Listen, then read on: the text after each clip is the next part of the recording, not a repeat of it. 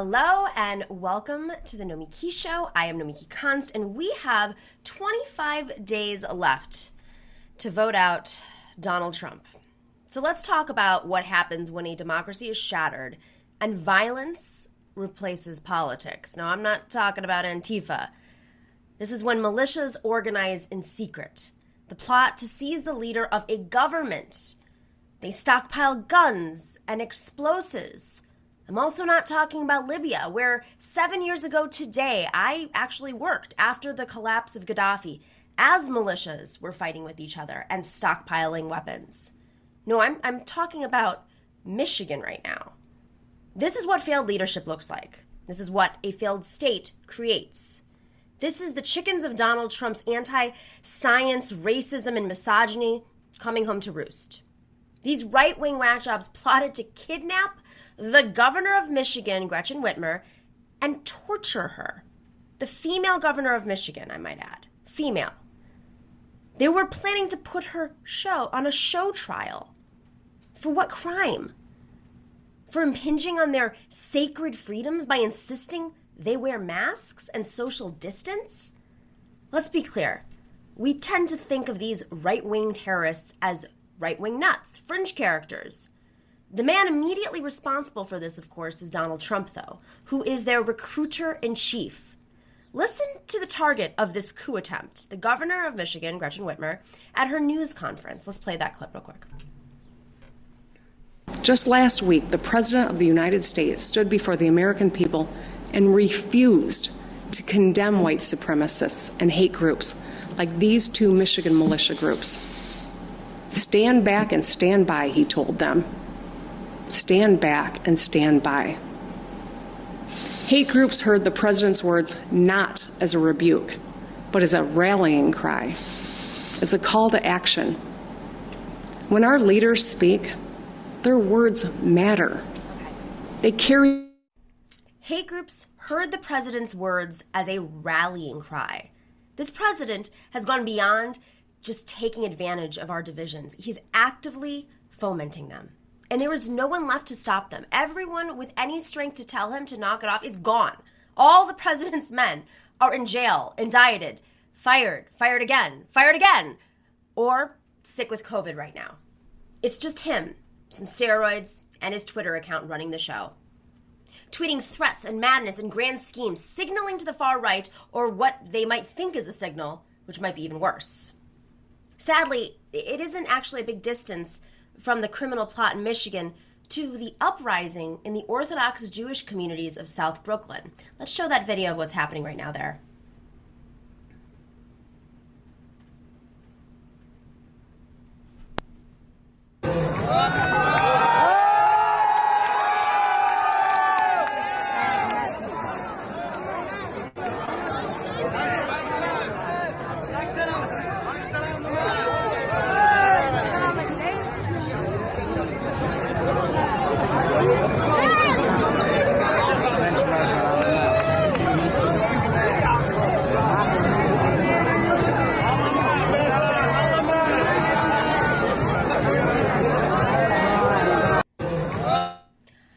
Irony of an Orthodox community complaining about restrictions, burning masks, beating up journalists. There is a thread here. And when you pull on that thread, you find Donald Trump at the end of it. You find ignorance, know-nothingism, selfishness, and maybe above all, you find a refusal to accept that we are all one community of extraordinary diversity. If you accept that we are all one community, then the sacrifice, such that it is, of wearing a mask becomes easier to bear. You are protecting others in your community, even if you've never met them. The smaller you make your community, the higher you build the walls, the easier it is to think it's okay to endanger others, whether you are plotting to kidnap or kill your governor in Michigan or just refusing to accept public health rules in Brooklyn. From the beginning, Trump has been all about separating us from them. There was that supposed wall to stop Mexicans. Then the trade war to stop the Chinese. Now that mask has become a symbol of what they will do to us if we don't stand up to them. Even his own party now sees that Donald Trump has gone too far. Did you know that Mitch McConnell won't go to the White House because he says they aren't fighting the virus properly? Mitch McConnell finally woke up and realized what was happening, just in time for his election. Two things scare me right now. The first is that Biden's surge in the polls will make us complacent, and I hope that we've learned that lesson from 2016. But the second thing is that Donald Trump is clearly in a spiral, beyond any madness he's exhibited in the past. That was obviously the message behind the bill Nancy Pelosi offered yesterday to create a streamlined process to temporarily remove a president incapacitated by illness. I doubt she really thinks this could happen before Election Day or even needs to, but she made her political point. That's what it's about. Some combination of medications and looming political defeat are driving Donald Trump over the edge. He shouldn't have his finger on the button, any button, not even the Twitter button. Look at all the chaos he's creating just with Twitter. The other day, he scuttled talks over a new stimulus package. He said he would think about it after he's reelected. Like it was some sort of, candy that you got for voting for him. That was so remarkably self-destructed that his own party is trying to put Humpty Dumpty back together again now. The White House said today it was about to send up to $1.6 trillion into this proposal. That's about $500 billion short of what Pelosi and the Democrats want, which of course is way less than what progressives want and working people need. I don't know how they're going to bridge that. The Republicans are going to have a tough time making a case that their proposal is better with so few days left. I do know that failure hurts millions of out-of-work people, all members of our community. And that's really what this is about. What do we do to strengthen our community? We have a fantastic Femme Fridays show today.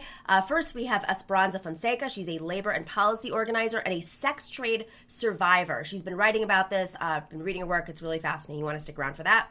Then we will have an amazing panel with writer Amil Niazi and Kylie Brakeman, whose video mocking neoliberal fracking and woke culture is going viral if you haven't seen that online.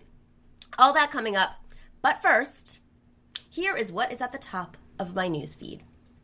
File this under stuff Bernie's been telling us for years. NPR released an interview Thursday with author Anand Giridharadas, I can never say his name, progressive think tank member Chuck Collins, and Fortune Media CEO Alan Murray, discussing how the pandemic has enriched the wealthiest Americans as it has devastated the working class. Collins points out that CEOs Jeff Bezos and Elon Musk have seen their wealth expand vastly during the pandemic. During the last 7 months, Musk's wealth has tripled to $90 billion, while Bezos has added $72 billion to his worth.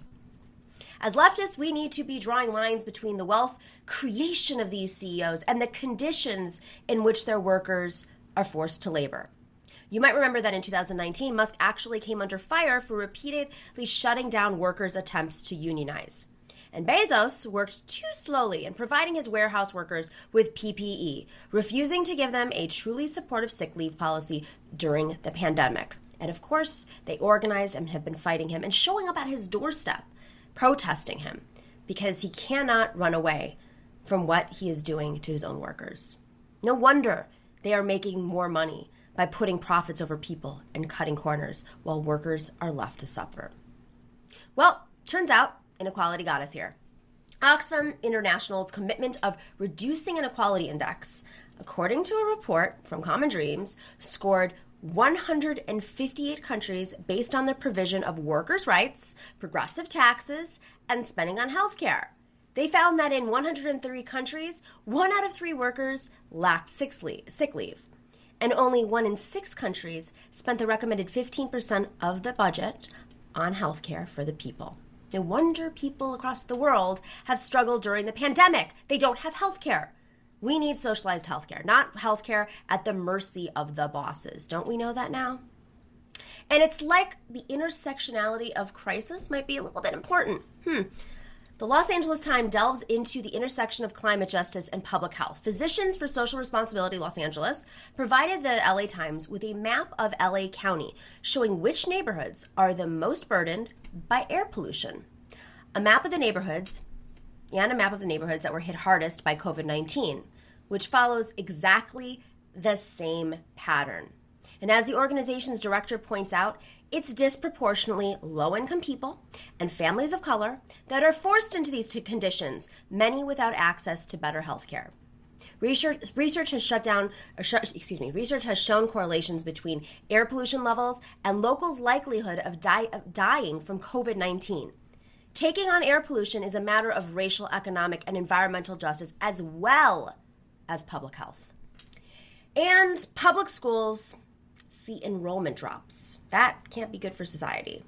With shifts to virtual learning and very unsafe in-person classes, many schools are watching their enrollment numbers fall.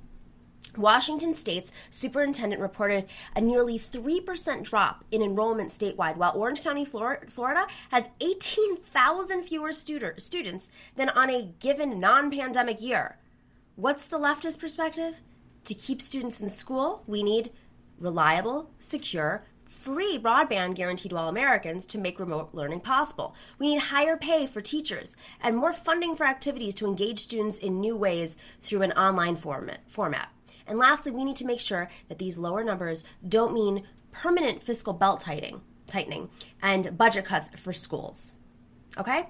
This is what it means. We have to adapt into this new situation. There are kids who are literally living out of their cars right now with their families who have lost their jobs or hit economic circumstances under COVID, and they're pulling up to McDonald's parking lots to do their homework because they're picking up the Wi-Fi. This is the new world we live in today.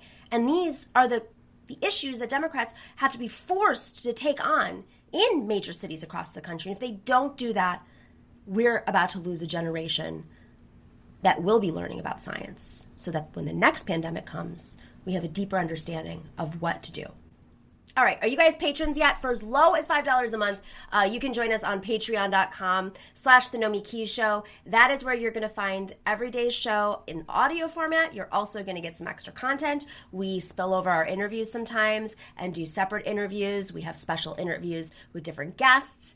And, did I show you the swag? We also have mugs and stickers and tote bags. That's at patreon.com/The Nomiki Show. We have an amazing show. We will be right back with Esperanza Fonseca.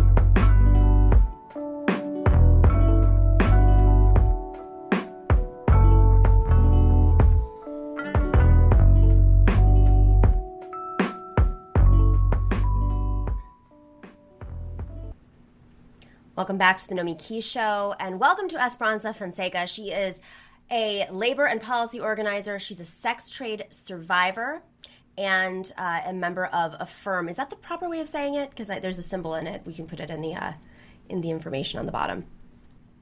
Yeah, that's the correct way of saying it. AFFIRM stands for Association of Feminists Fighting Fascism, Imperialism, Marginalization, and Refeudalization. It's a mouthful, but thank you for having me on today. Of course. So you've written quite a bit.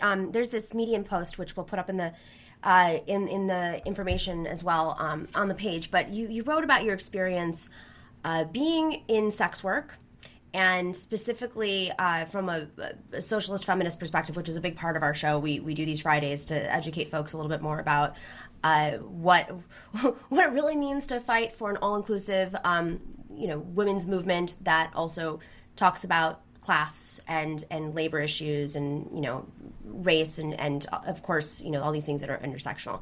So in this piece, I think what really got me just at the top was you do not call yourself a sex worker. You actually call yourself a prostitute. So can you explain why that's the case? Yeah, definitely. So, the first thing I want to say is that I think a lot of really well-meaning people use the term sex work because they recognize that there is a big stigma against people, especially women, especially trans women, in the sex trade. But for me, I find the term to be a bit too broad and too general to be able to, one, name my specific experience as a prostitute and not as, a porn actor or a stripper or an exotic dancer, but specifically as a prostitute within the sex trade. And secondly, because in attempting an analysis of the sex trade, it's necessary to have a term that demarcates the difference between prostitution and other forms of sex work. And so for me, I also, as a Marxist and not a postmodernist, I don't believe that changing words necessarily changes material reality. Right. And so while there is some stigma associated with it, I prefer the term prostitute. So you started your work. I mean, in this piece, you talk about the first time you ever were approached by a man on the street. How long were you, for the sake of this, in sex work, in prostitution work? I don't know if that doesn't roll off your tongue the right way, but like... Yeah, so I think it was around 2 to 3 years that I was really in the sex trade. Okay, so you started. How old were you when you started? Oh gosh, I think I was around 25, and then, exited at 27, 28.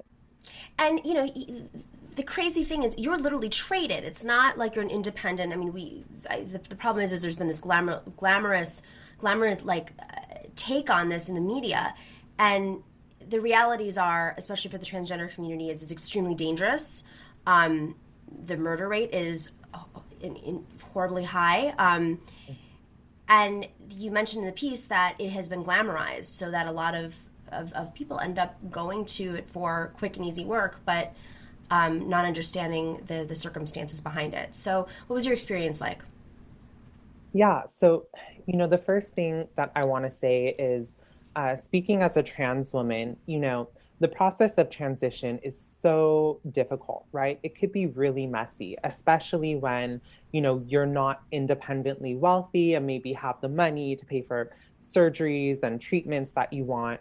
And it's a really hard time. And despite the fact that, I had a college degree, I was, a labor professional within the union movement, when I started my transition, I ended up losing my job.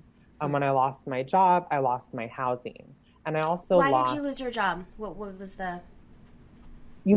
I think it was a combination of transition being really hard on me as an individual, but also on, discriminatory attitudes on the basis of my direct supervisor and others, because I was doing political and policy work. So I was sort of the face of the union to different, political figures in, I think, 7 different counties. Wow. But, when I had lost my job, life got really hard. And in the trans community, I mean, most of us have either been in the sex trade or have friends that are in the sex trade.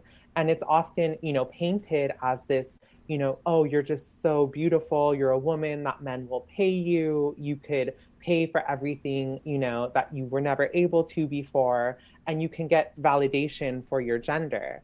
And so I had a friend who sort of linked her arm with me and took me down the street. And, I had that first client. And in the beginning, it seemed sort of empowering, right? Like, oh my God, like a man actually finds me attractive enough to offer me money for this. Quickly, that illusion completely disappeared and it became a trap that I could not escape. How so? So, in a few different ways. The first thing I want to say, which I think is really downplayed among people, are the psychological and emotional effects of being in the sex trade. And it's not this sort of, moralistic, oh, my body's being defiled by, having sex with these men. I think it goes deeper than that. And it is the psychological effect of being treated like a commodity or like an object, specifically a sexual object by men, sort of being denied, intimacy, emotion, affection, and sort of all of those things being mediated through a cash transaction. And it gets very hard. So that's the psychological aspect. The second thing, and probably the most important, is the economic aspect. When you look at scholarship on the sex trade, it's completely diametrically opposed to the narrative that we see from media such as Business Insider that paints sex work as this, you can get out of poverty. In fact, if you just get an OnlyFans, you can even buy your own house, but when you look at the scholarship, you see that most women who enter the sex trade because of poverty do not exit the sex trade out of poverty. They stay in poverty. And so because you're not fixing the economic reason, economic impetus that put you into the sex trade, it is that much harder to get out of it.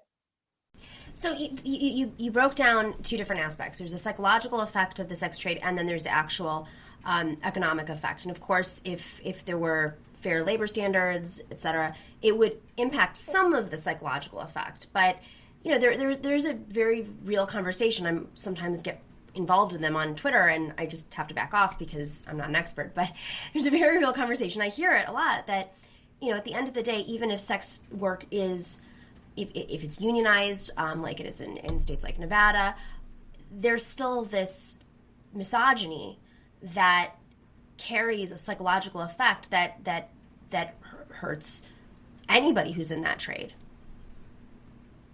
Yeah. So, I think whenever the concept of, unionization comes up, I have a really sort of particular experience that I'm not sure many others share, which is that I was a union organizer before the sex trade and I was a union organizer after the sex trade. And so I always, think that the unionization argument is a little weak for a few reasons.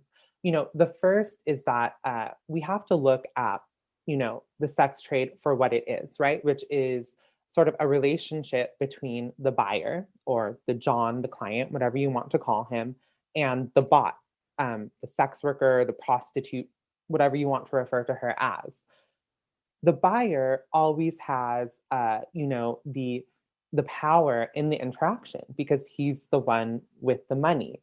She needs money more than he needs sex, right? She needs to pay her rent more than he needs intimacy, validation, whatever he gets from that interaction. And so in countries where prostitution was legalized or decriminalized and, unions formed, you have reports from women who said, although some things have changed, he still holds the power. And I think that is why, one of the biggest reasons why, efforts at reforming laws around the sex trade will fail because they don't change the fundamental relationship of power. That's right. And the fact that these women need the funds, that they have to resort to the sex work.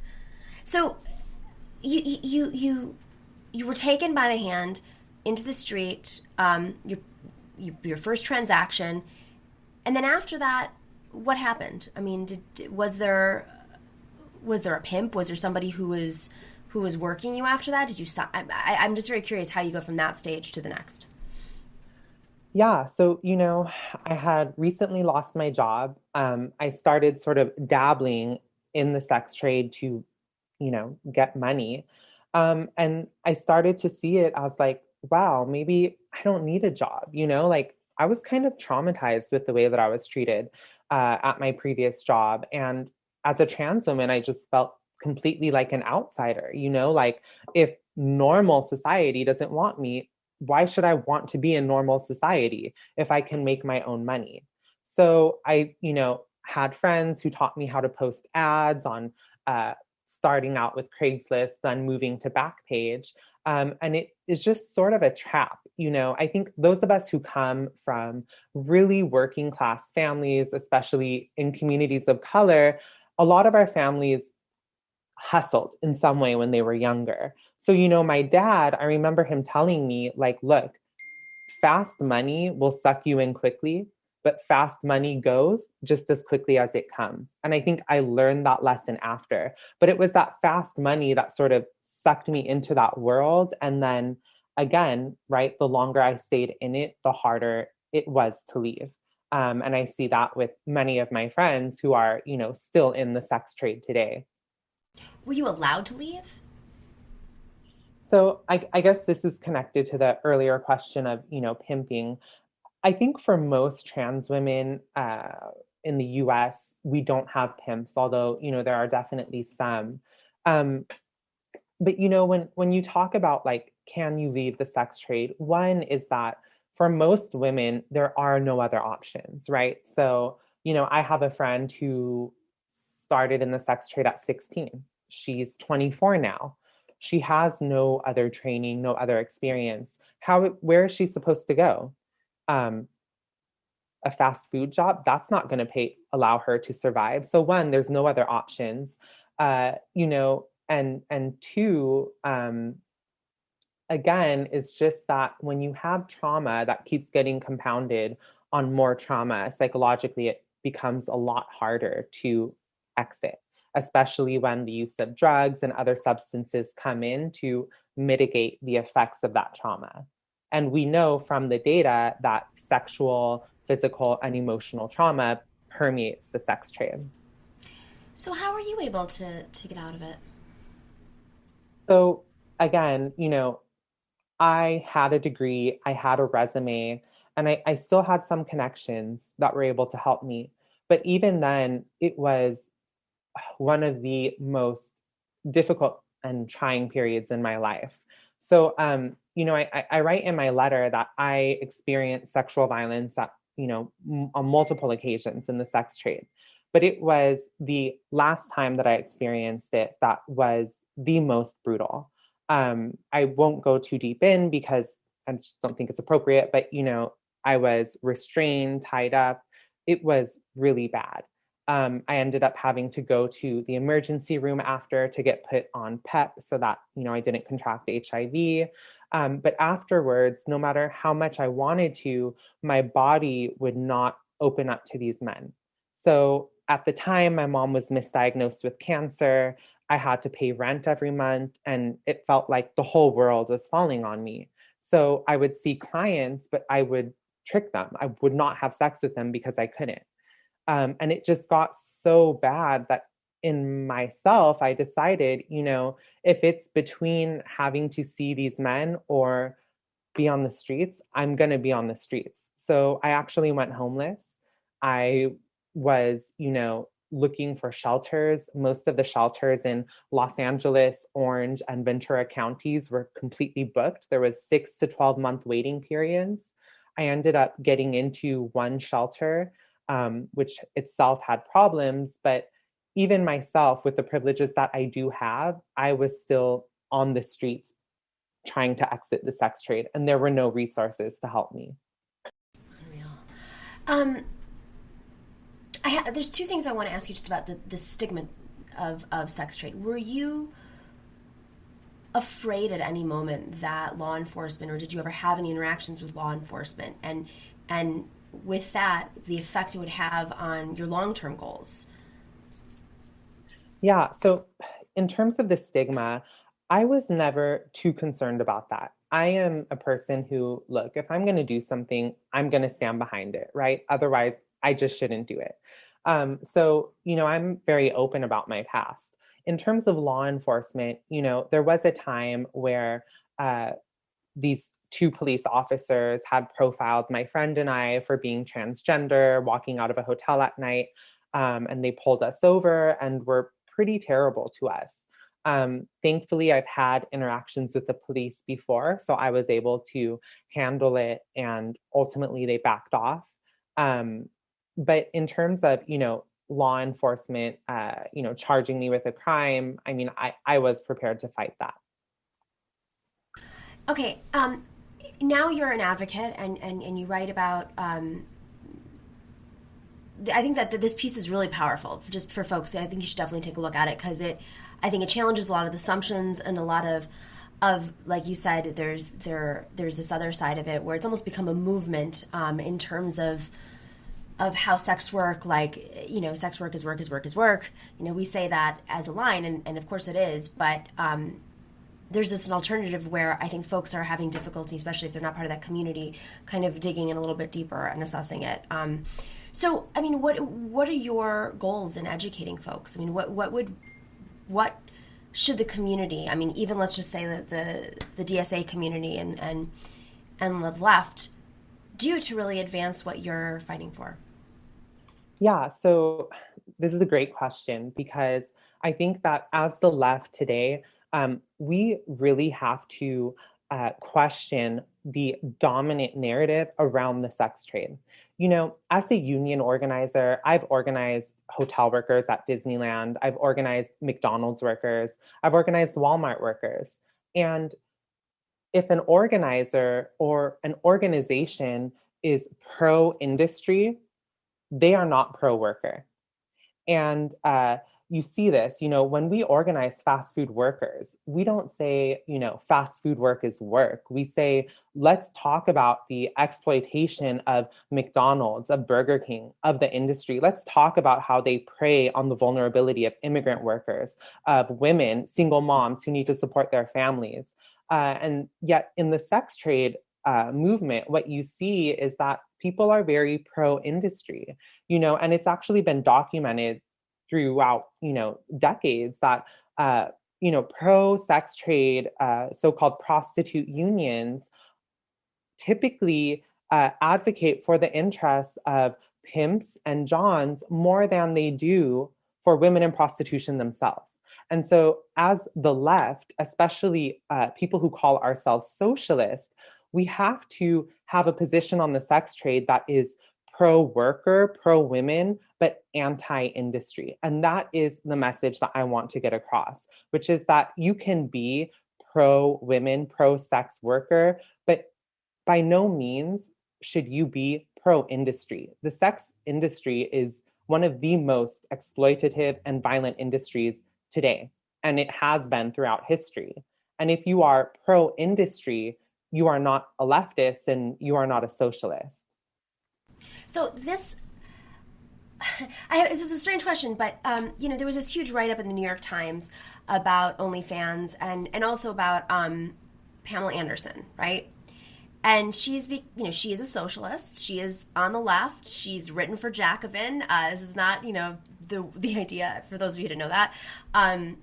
She really thinks deeply about these issues, and she's very pro-sex. I mean, how do you communicate with that message simultaneously? Being pro-sex and owning and being paid for your work, but also challenging the industry itself. Yeah, so, one is just that I think a lot of people confuse my perspective with this sort of moralistic anti-sex perspective. Right. I'm not anti-sex, right? And the reason why is because my opposition to the sex trade is not rooted in religious or, bourgeois morality. It's rooted in the simple fact that this is an industry which, thrives on vulnerability, recruits from the most oppressed, hyper-exploited classes of women and queer people, and traps them in there, often unable to leave, unable to exit. And so I think that, when we talk about being pro-sex, I am for the liberation of our bodies and our sexualities. But that doesn't mean that I don't see the role of the market. And that sounds a little confusing. So let me just explain that in a much clearer way. The left nowadays often talks about the state. but we don't talk about capitalism enough.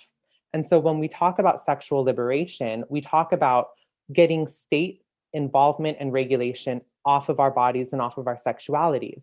But we forget that if our sexualities and bodies are controlled by the market, that is also a form of oppression. And so I want our sexualities, our reproductive capacities to be liberated, not just from state control, but also from control of the market. And I think that is a real politic of sexual liberation. Esperanza, fascinating. I wish I could talk to you for another half an hour. Really interesting work. We showed your article up on the screen, and we're going to put it in the information section on YouTube. But thank you so much for joining us, and we'd love to have you back on if you have anything else that you've written. Yeah, thank you so much for having me on. Thank you. All right, guys, we will be right back with our Femme Friday panel. I'm really excited about this one, so you definitely want to stick around because it's going to be funny.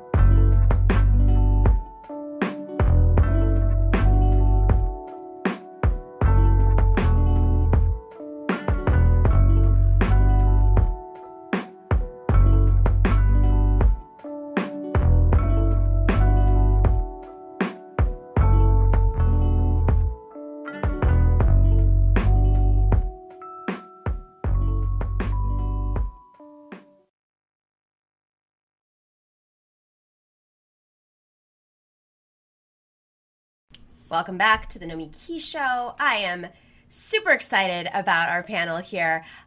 Before we go into the panel, I do want to play a video, though, and then we'll go right in. Darcy, do you have that video ready?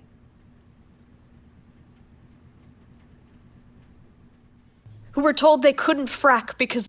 This is for all the girls out there who were told they couldn't frack because they were a woman. Well, I'm here to tell you, keep drilling, because we are the daughters of the oil rigs they couldn't spill into the Gulf of Mexico. Nevertheless, we frack-sisted.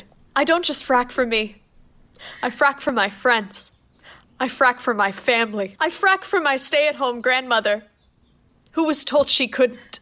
My hands frack like this, so her hands can frack like this. Because we believe in science. We believe in saving the environment. And by God, will we continue to destroy it. It's 2020.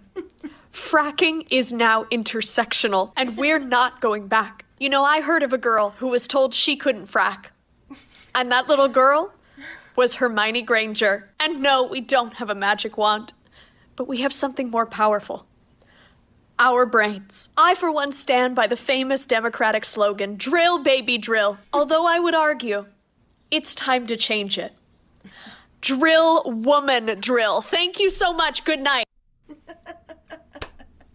I've watched that like 50 times at this point. I still catch something new. Kylie Brakeman, welcome to the show for the first time. Kylie is an actor, writer, and improviser. She writes for the UCB, which is an improv group, I guess. Organized, you know, there's like an office, there's a playhouse. I don't know. What do you call it? Improv group? Upright Citizens Brigade Theater is... Theater. That's the word. That would be the word I was looking for. Yes, that's and why I we write have for a writers. mod team that is a house team of that theater. Love it. Mm-hmm. Okay, and then we have Amil Niazi, who is a freelance writer and the showrunner for Pop Chat. Thanks for joining, gals. Thank you for having me. So, Amil, you are muted, just so you know. The lovely days of Zoom. Okay, Classic.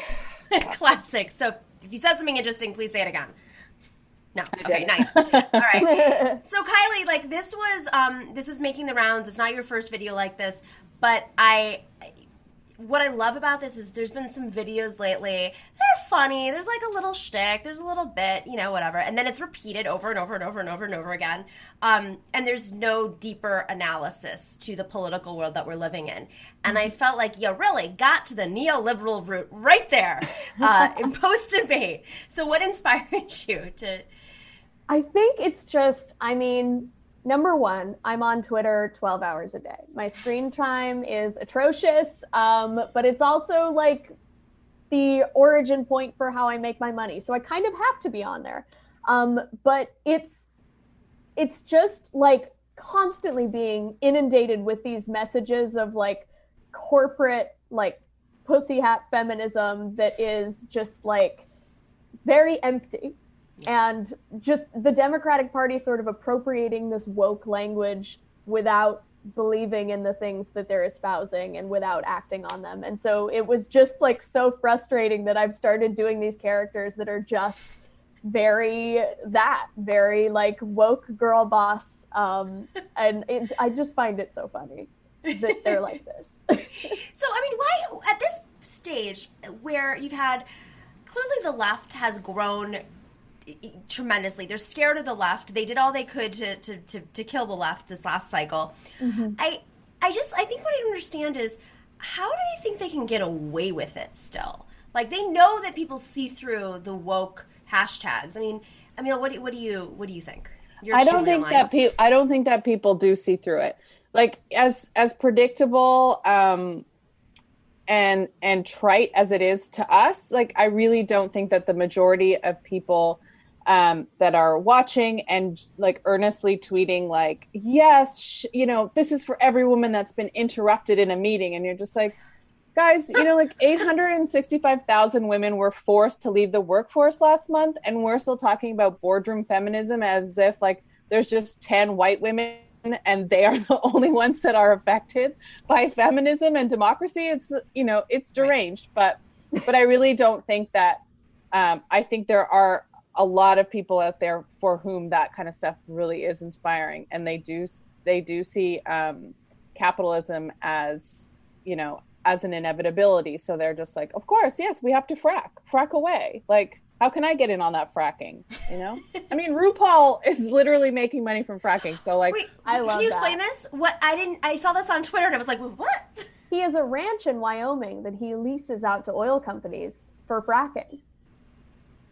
Yeah. Is it next to Kanye West's ranch? So funny. If you get to be a certain level of fame, you're like, I think something switches off in your brain where you're like, I think I could be fracking. I've made my money in the drag ballroom scene, and I think now I'm gonna frack. Yeah, it's true.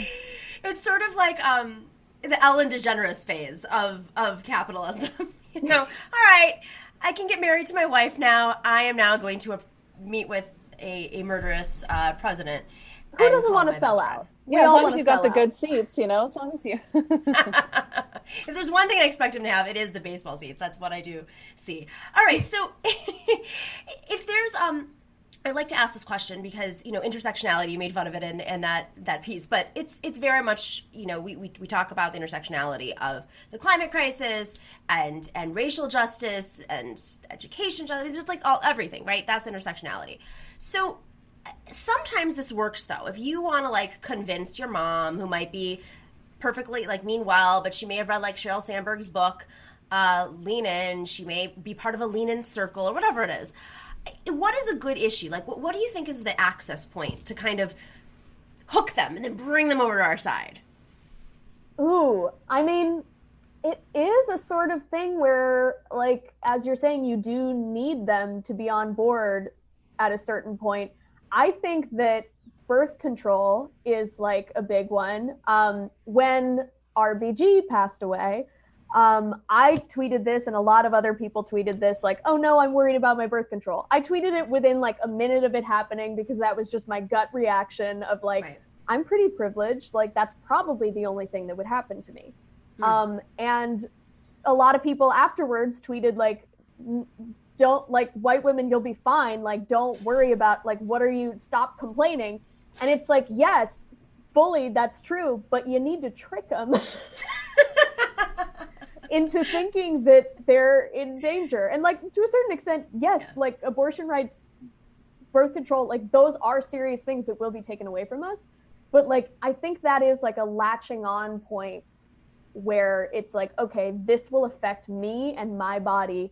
How can I get into this movement? And that's just my guess as somebody who does improv comedy. Take that with a grain of salt. Very effectively. I think pay equity is a real easy one to sort of like speak to kind of like, you know, second wave feminists, to speak to women who think feminism is a dirty word. You know, we do still live under a capitalist society. So if you want to really speak to those lean in moms, I think it is about pay equity, and it's about it's so easy to spell out as well. You know, you can get one of those Katie Porter whiteboards and just be like, you know, for every dollar a man makes, you know, white women make this much, and then black women make this much, and let women make this much, and like just go down. And it's just so easy. And I think a very low entry point. But, you know, when you realize that you're making that much less than, you know, Greg and Bob at work, I think it is infuriating and really frustrating, and a really natural kind of point to illustrate intersectionality without like scaring grandma or whoever. Scaring grandma away from the revolution. Yeah. I mean, it is interesting though, because I remember a few years ago talking to a women's group, and it was at that place, The Wing, which is you know, for those of you who don't know, it's like it's a women's only workspace, but you basically have to pay your first child and like your entire bank account to have 1 month of rent there to work. But it's very pretty, and they've got a lot of empowering feminist books on the wall. So I spoke at this one panel there, and clearly I was like the most left one. But I was asked something specifically like, what do you think, you know, what does feminism mean to you? And I was like, well, you know, I can't see us smashing the patriarchy until we smash capitalism. And like there was a gasp from the audience. Yeah. And I was like, all right, bear with me. Okay, how many men are in boardrooms right now, just percentage wise? Who do you think's making the decisions? Okay, cool, that's it. Case closed. Like I just think it's as basic as that. Like if you can get more women in the boardroom, but at the end of the day, it's still male dominated. Most, in fact all except for one, Wall Street firms, banking firms, are run by men. And of course there's a mindset that trickles down. Now that's not the most complicated way of explaining it, but I think it's an access point for these like capitalist women who may not understand. And I think sometimes it's hard for them to confront their own privilege, which was, you know, I feel like a really big issue in 2016 with a lot of folks. I mean, what do you guys think? Like, is there a great strategy for folks at home to maybe they have wealthier friends, maybe they have, you know, they're older people in their community who have a little bit more privilege, and like they want, you know, how do you get them to kind of recognize that like they have to take a little less money to help more women? Well, you don't tell them that they're going to take less money. First of all, you don't want to. Yeah, that's right. I mean, I think actually the pandemic has been, I think, really sort of illustrative of a lot of the things that we talk about when we talk about changing sort of the communal aspects of capitalism, of approaching a more sort of socialist or, you know, socialist democrat sort of society, things like mutual aid. And, you know, that's just so simple when you talk about like making sure that your neighbor has groceries if they can't, you know, if they're immunocompromised and they can't get to the grocery store, if they're missing a paycheck and they didn't get relief funds. I think talking about it in ways that are really tangible, because I think tax dollars and, you know, eradicating capitalism can seem very esoteric and hard to grasp. But I think when you talk about it as more of like the village and how we help each other in that village, you know, I think that that's so important, and that hits home. Church groups do it. You know, people already do it in their own communities, but I think when you can sort of like just help them take that next step to like the way that we've been helping each other get through these past 6 months by, you know, sharing groceries, by sharing food, by advocating for, you know, rent freezes, that when that trickles up, then that's what we're talking about when we talk about sort of like looking at changing the face of capitalism, right? And that's how I talk about it with my friends who still have jobs and haven't been as impacted. It's like, well, there's a mutual aid kind of like fridge down the street from me where people can come and take what they need. Those little free libraries are now stocked with food and groceries and spices. And I think that just like, that's a really easy way and thing to point to when you're saying like, that's what we're talking about when we mean for the many, not the few. Yeah, hopefully, I mean, what I think is happening and what I hope is happening, but again, I'm in like an algorithm that is keeping me in the same opinions like everybody else. Like the pandemic is blowing everything wide open. And I think it's radicalizing people at a very rapid rate.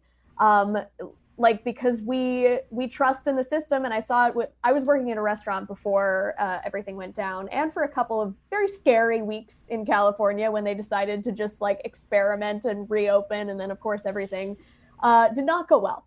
Yeah. But like I would see it with my like older female coworkers where they'd just kind of be like, yeah, I'm sure the restaurant will keep us safe. I'm sure that like X corporation will keep us safe. I'm sure that the Hillstone company has our best interests at heart.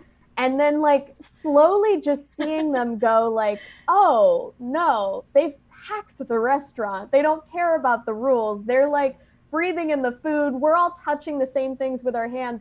And not everyone saw it, but I would start to point these things out. And I think I changed a couple people's minds. Like, I think there is this blanket trust in like companies and the government to a certain extent to like take care of you. And I think that this hopefully is blowing that wide open, that like, no, at the end of the day, they're not going to save your jobs. They're not going to give you sick pay. Your landlords don't care. Like all these things that maybe you had some shred of hope that they would save you, they won't.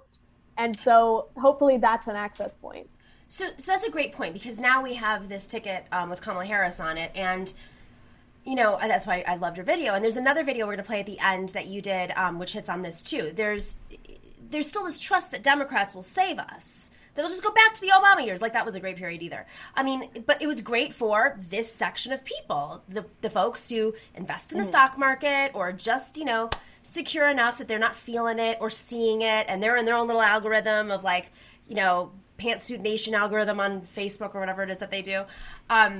So, I mean, how do we take that access point and keep them our version of woke in a potential Biden-Harris administration?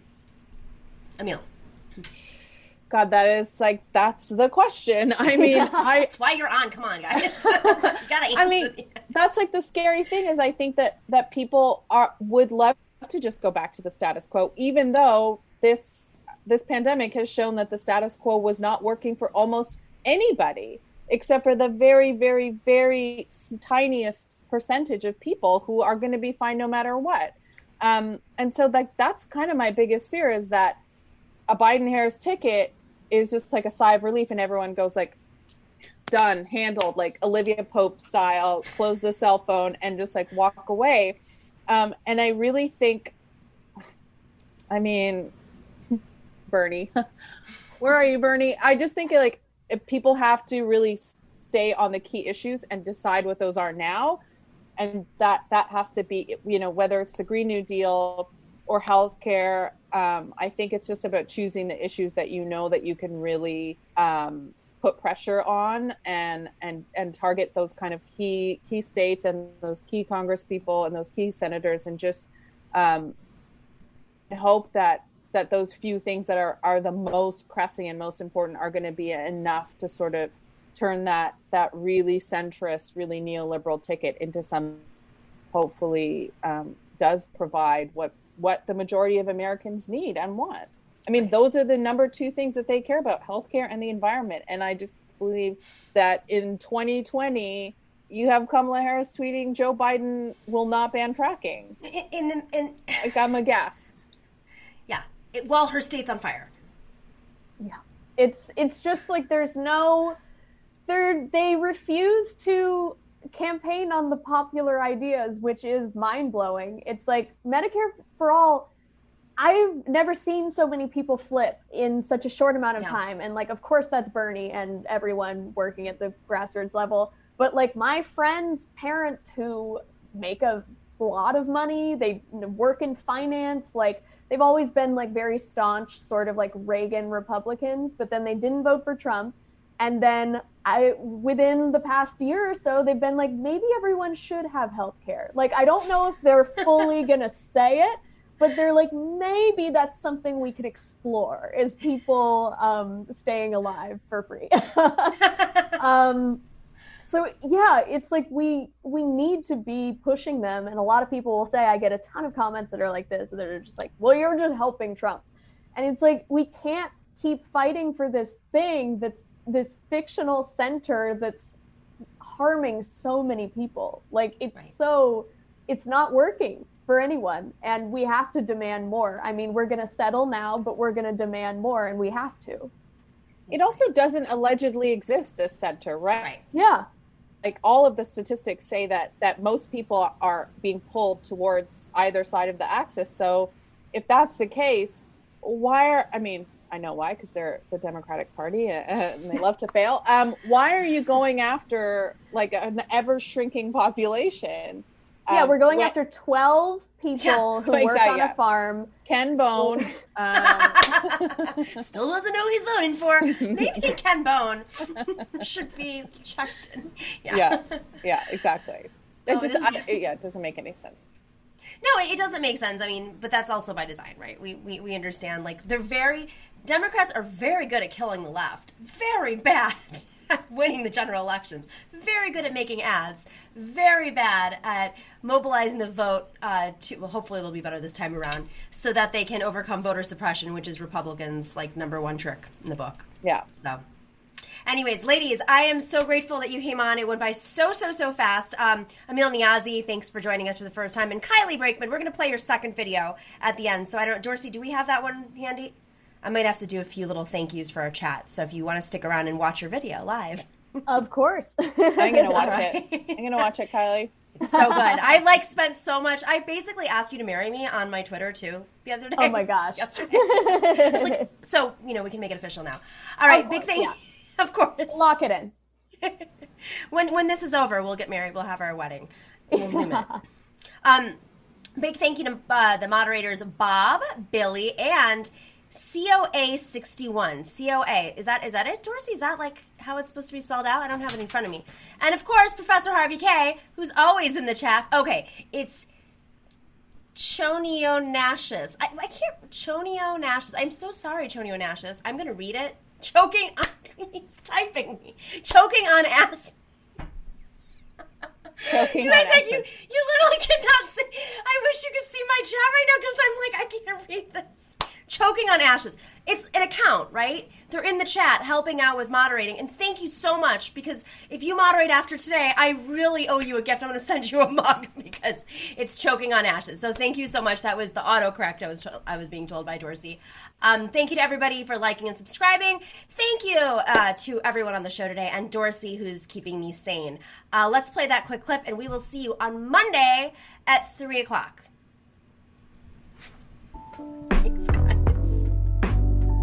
Fires are burning across California, and someone should do something about this.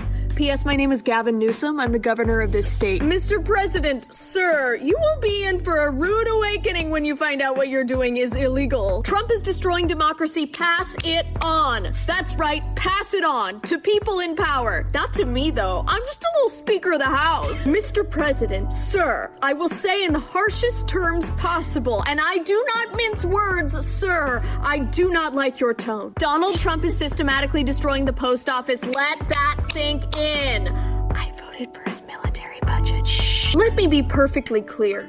Climate change is already here, and we must act. Not me, though.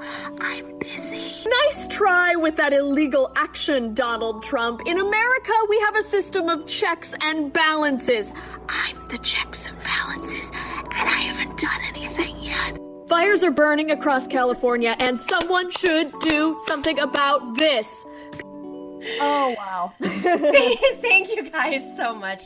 Brilliant work. Keep up with the brilliance. I'm loving it. Like, I could watch you on loop. In fact, you might be on loop for the next few shows, because everyone needs to see your work. Thank you for All right. having me. Of course. And by the way, special shout out to Harvey. It's his birthday. Professor Harvey K, famous in his own way, shows up in our chats and debates people, which is amazing. So happy birthday, Harvey, and everybody send him the love. We will see you on Tuesday. Thanks, ladies.